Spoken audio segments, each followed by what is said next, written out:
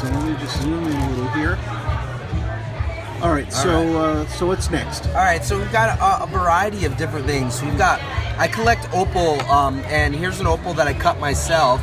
I'm gonna take it out of the case so you can see it. But Ethiopian opals are really fragile to cut. They shatter. They have high moisture content. So to cut one is a feat. And this is one of the first attempts that I did. It's still rather rough, but it came out so beautiful. It is just something else to be able to work with a stone and bring out its beauty, and it's mesmerizing. You've got every color of the rainbow: greens, blues, yellows. It's not really capturing it on Periscope. Yeah, Trust me, folks, it's gorgeous. It might be hard to see, but there is a lot of color in there. We also have a variety of different things, from raw topaz crystal. I'm sure a lot of you have heard of topaz, you know, when you see them in rings on QVC or wherever. This is a raw crystal. This is what it looks like before it's cut, and it's gorgeous. Whoa. Okay, hold the light a little bit farther away. Absolutely. There we go. That helps. Yeah, that looks great. Wow. Yeah. Any so short key? Oh, shut up, Ed. yeah. So we have quite a bit of different examples of minerals here, and I collect fine minerals and find the ones that resonate with me because they inspire me to make them into jewelry. We have here's an example of something called intarsia, which is an artistry itself. I didn't make this, but an artist did, and I happened to find it. But we've got an opal. Yeah, hold the light away. Oh, there, that's a lot better.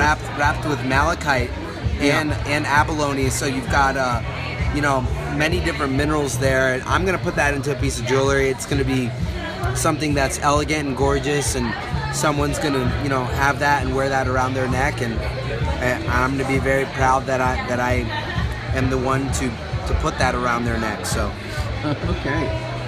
And then we also have just a variety. I want you to shoot in here real quick and see, because there's a lot to take out. We've got everything from moldavite meteorite. This is one of my favorite stones to work with. It's a meteoric glass that comes from the Czech Republic, and it is just incredibly gorgeous. Looks like Bud. Yeah, it's a stone. Hold the phone. That looks like what a marijuana bud is going to look like 10 million years from now. If it crystallizes, fell from the sky, but this forms from a meteoric impact. Wow. A meteorite smashes into the earth and turns this material molten. And then it gets hurled across the land and gets carved by the air and forms that. And it's a highly metaphysical piece. If you're into metaphysics, it's a very highly sought after stone. So that is a piece of the meteorite that killed the dinosaurs that were eating up all the cannabis. It very well could be. All right, great. Very well could be. Right. And here we have another example of the same kind of material, except for this one is from Libya. So we've got a meteoric glass from Egypt, Libyan border. And that is something that also really resonates with me, and I like to collect earth rarities and space rarities. Now the next one I'm going to show you, I dug up myself right from Nevada, and this is a smoky quartz, and I almost froze my ass off in the desert for this, but it is a very beautiful example of the kind of stuff that lies underneath our feet. Wow. So this is something you might have tripped over this morning. You might have stubbed your toe on this and not even noticed.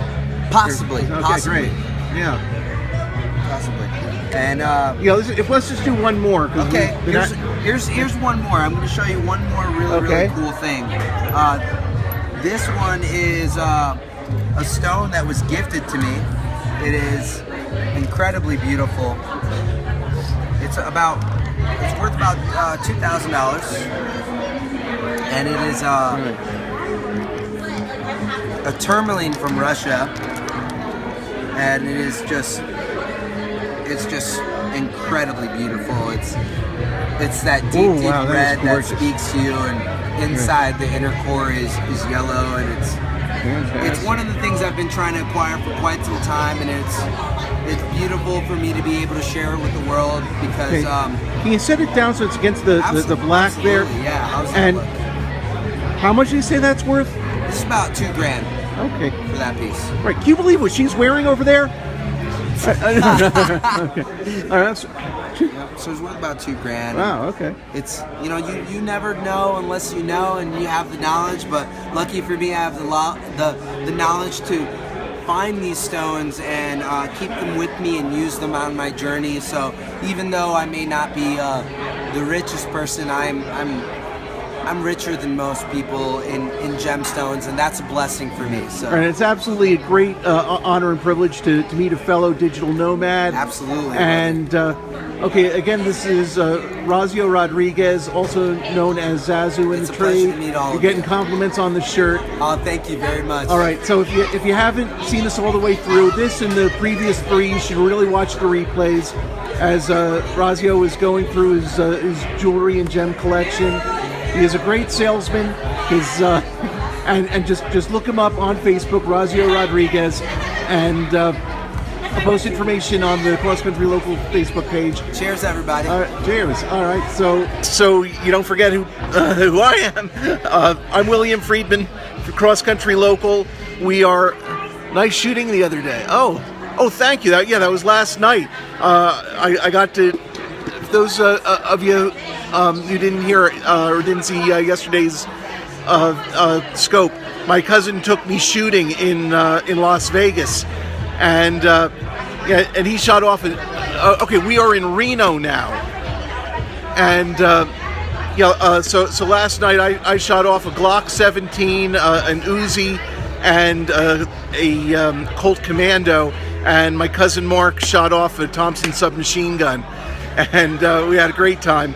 And cheers from Forrester. Yeah, hey Jason, how many scope counts do you have now?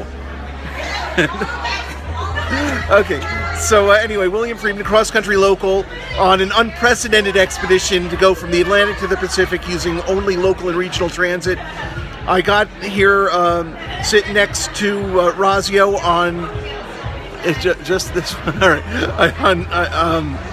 On the Silver State Main Line, which is basically a U.S. Department of Transportation subsidized trailways / Greyhound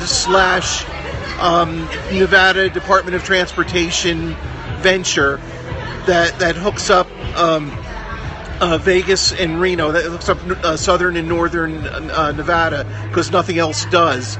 So anyway, so we're in the Imperial Tavern, Imperial Lounge near the bus stop here in Reno.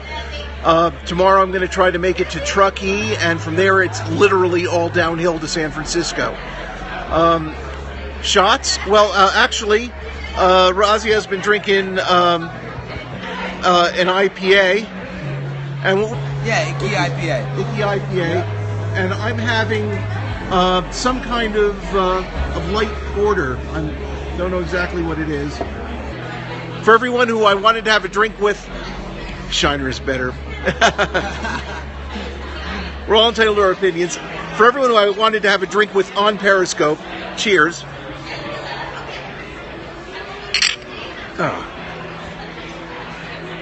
So if you don't follow me on Periscope, follow me on Periscope. Invite your friends.